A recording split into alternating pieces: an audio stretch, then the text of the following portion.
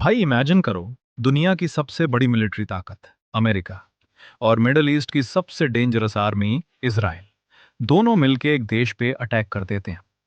Missiles गिर रहे हैं, पेट्रोल 200 रुपए के पास जा रहा है, यूरोप में अंधेरे हो रहे हैं, पूरी दुनिया डर रही है। और इंडिया इंडिया सीधा बैठ के चाय पी रहा है। भाई आज की स्टोरी सिर्फ वॉर की नहीं, ये स्टोरी है दुनिया की सबसे बड़ी चेस गेम की। और इंडिया सिर्फ एक मूव में सबका गेम बदल सकता है। सुनो पूरी बात, क्योंकि ये तुम्हारे पेट्रोल के दाम से लेकर तुम्हारी दाल रोटी तक सब अफेक्ट कर रहा है। पहले थोड़ा बैकग्राउंड समझो, क्योंकि ये वॉर एक दिन में नहीं आई। ईरान और इसराइल ये दोनों दुश्मन हैं 1979 से। जब ईरान में रेवोल्यूशन आया, तब से ईरान ने कहा इसराइल को मिटा दो, और इसराइल ने कहा ईरान को न्यूक्लियर वेपन बनाना नहीं देंगे। डेकेड्स तक ये प्रॉक्सी वॉर चलती रही। ईरान हमास को सपोर्ट करता रहा, हिजबुल्लाह को सपोर्ट करता रहा। फिर 2023 में हमास ने इसराइल पे अटैक किया। 7 अक्टूबर गजा में वॉर शुरू हुआ। इसराइल ने हमास को तोड़ दिया, हिजबुल्लाह को तोड़ा। ईरान का पूरा एक्सेस ऑफ रेजिस्टेंस कमजोर हो गया। फिर जून 2025 में इसराइल ने सीधा ईरान पे स्ट्राइक कर दी।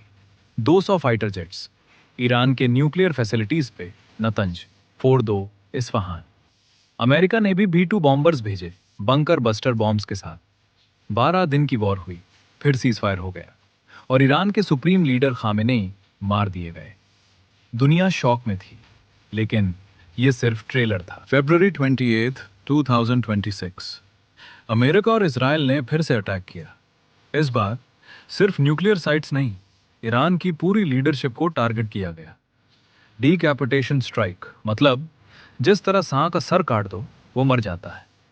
लेकिन ईरान एक सांप नहीं था, ईरान एक हाइड्रा था। एक सर कट तो 3 और निकालते हैं।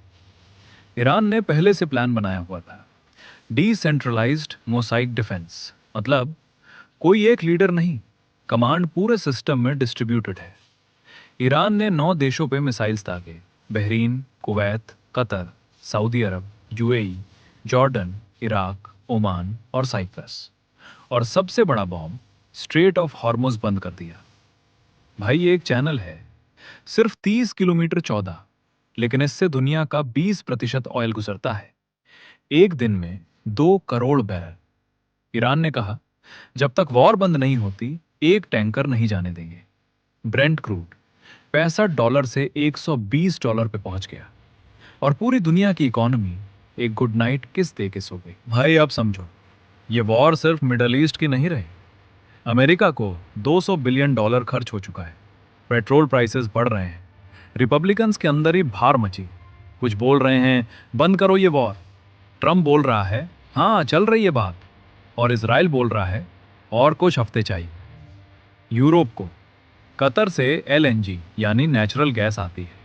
कतर के फैसिलिटीज पे ईरानी अटैक हुआ। यूरोप का गैस स्टोरेज सिर्फ 30% था, क्योंकि विंटर बहुत बुरा था। गैस प्राइसेस डबल हो। नीदरलैंड्स, जर्मनी, फ्रांस सब एनर्जी क्राइसिस में। गल्फ स्टेट्स को सऊदी अरब का रिफाइनरी अटैक हुआ, दुबई में लोग भाग रहे। यूएई में इंडियन वर्कर्स के जॉब्स खतरे में है। पाकिस्तान 4 दिन वर्किंग वीक अनाउंस कर दी, स्कूल्स बंद, 50% स्टाफ घर से काम। फ्यूअल बचा, बस इतना ही सोचना है उन्हें। जापान, साउथ कोरिया, चाइना, सबके सब एशिया में ऑयल इंपोर्ट करते हैं। स्ट्रेट ऑफ हॉर्मुज बांध होने से इन सब की स्टॉक मार्केट्स गिरी, इन्फ्लेशन बढ़ गया, मैन्युफैक्चरिंग कॉस्ट बढ़ गया। भाई एक छोटी सी नाली बंद और दुनिया की इकोनॉमी को बुखारा। और इंडिया, भाई सीधा बात करता हूँ, इंडिया 88% क्रूड ऑयल इंपोर्ट करता है, आधा से ज्यादा गल्फ से आता है। स्ट्रेट ऑफ हॉर्मुज बंद हुआ, इंडिया की सप्लाई हिट हुई। LPG सिलेंडर 60 रुपए महंगा हो गया एक हफ्ते में। रुपए 94.7 पर डॉलर पे आ गया, रिकॉर्ड लो। बासमती राइस एक्सपोर्ट्स रुक गए। आलमंड्स, एप्पल्स ईरान से आते थे, वो बंद। 1 करोड़ इंडियंस गुलाब में काम करते हैं। 3.5 लाख करोड़ भारतीय रुपए रिटर्मेंट भेजते हैं इंडिया में, उनके जॉब्स खतरे में हैं। तो इंडिया अफेक्टेड है, बिल्कुल है, लेकिन यहां इंडिया ने एक मास्टर स्ट्रोक खेला। सन भाई यहां इंडिया कूल इसलिए है क्योंकि उसने एक काम किया जो सिर्फ श्रूड प्लेयर्स करते हैं। मूव 1, रूस से तेल लेना। जब गल्फ का ऑयल बंद हुआ, इंडिया ने रशियन टैंकर्स बुला लिए। अमेरिका ने भी एक 30 दिन वेवर दिया, हाँ ले लो रशियन क्रूड, क्योंकि अमेरिका चाहता है इंडिया उसके साथ रहे। मूव 2, किसी को सीधा ना नहीं कहा। इसराइल के साथ मोदी की फ्रेंडशिप है, ईरान के साथ चाबहार पोर्ट का डील है, रशिया से सस्ता तेल मिला, अमेरिका से ट्रेड डील हो रहा है। इंडिया ने किसी एक की साइड नहीं ली, सबसे रिलेशंस बनाए रखे। मूव 3, डायलॉग का रास्ता ओपन रखा। जब पूरी दुनिया वॉर में थी, इंडिया बोल रहा था, बात करो, बॉम्ब मत चलाओ। ये महंगे वर्ड्स नहीं है, ये फ्यूचर के लिए डोर ओपन रखने की पॉलिटिक्स है। Move 4, Raisina dialogue. इंडिया ने अपने घर में ईरान के डिप्टी फॉरेन मिनिस्टर को भी बुलाया, इसराइल के फॉरेन मिनिस्टर को भी, दोनों एक ही कॉन्फ्रेंस में। ये सिर्फ इंडिया कर सकता है, क्योंकि इंडिया न्यूट्रल स्पेस है पूरी दुनिया के लिए।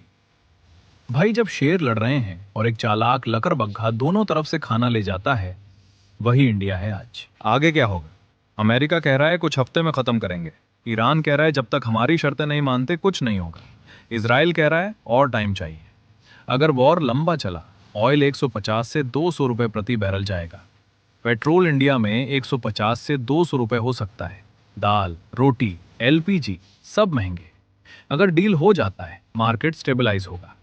इंडिया के लिए बेस्ट केस जल्दी पीस, वर्स्ट केस लंबा वॉर, महंगाई। तो भाई, ये थी पूरी कहानी। यूएस, इजराइल, ईरान, दुनिया और इंडिया। सिर्फ एक चीज याद रखो, दुनिया में कोई भी वॉर सिर्फ उस देश की प्रॉब्लम नहीं होती। तेरी दाल, तेरा पेट्रोल, तेरा जॉब, सब कनेक्टेड है। अगर ये वीडियो यूजफुल लगा, कमेंट करो सिग्मा इंडिया, शेयर करो दोस्तों के साथ, क्योंकि ये चीज स्कूल ने नहीं सिखाई। और राइज अप फॉलो करो, क्योंकि यहां दुनिया को सिंपल में समझाया जाता है।